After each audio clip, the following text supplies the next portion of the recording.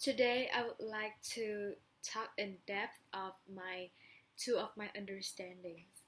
The first one is muscle contractions cause the pressure changes inside the thorax that force air in and out the lungs to ventilate them. And the next one is different muscles are required for inspiration and expiration because muscles only do work when they contract. First, I would like to start my first understanding, which is muscle contractions cause the pressure changes inside the thorax that force air in and out of the lungs to ventilate them. So here is the diagram of our lungs. We have the left and the right side. The air will come through trachea first, as I was drawing, and then to the lung.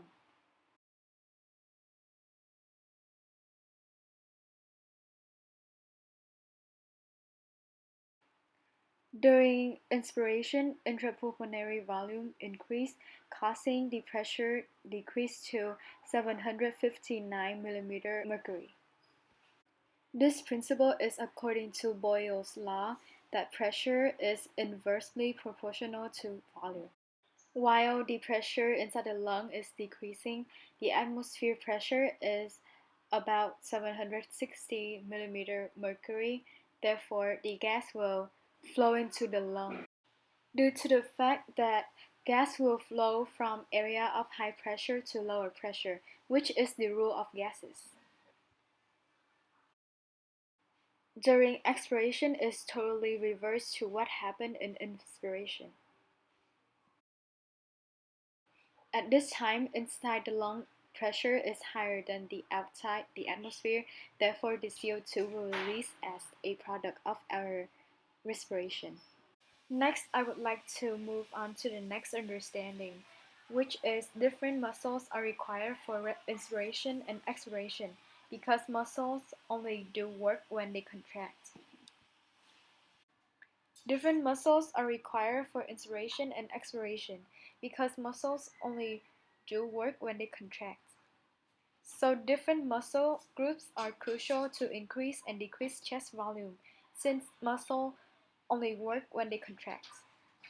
Changing chest volume creates a pressure differential between the chest and the atmosphere, with air then moving to equalize. Muscles that increase the volume of the chest cause inspiration. On the other hand, muscles that decrease the volume of the chest cause expiration. For the first question, identify a muscle responsible for increasing the volume of the chest cavity. The answer is diaphragm. What happens to the pressure inside the thoracic cavity when the diaphragm contracts?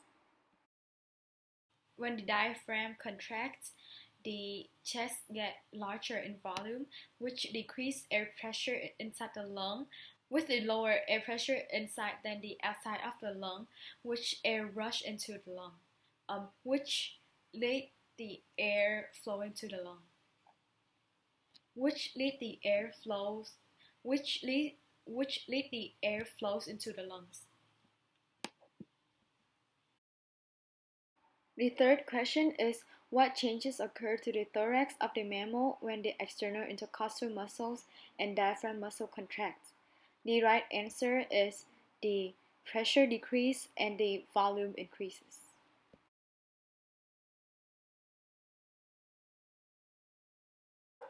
The fourth question is what changes take place in the thorax during inhalation? The answer is B. It contracts an external intercostal muscle, but its pressure decreases. The last question is restate the rule of gases. The gas flow down its pressure gradient, which is from the high to the low.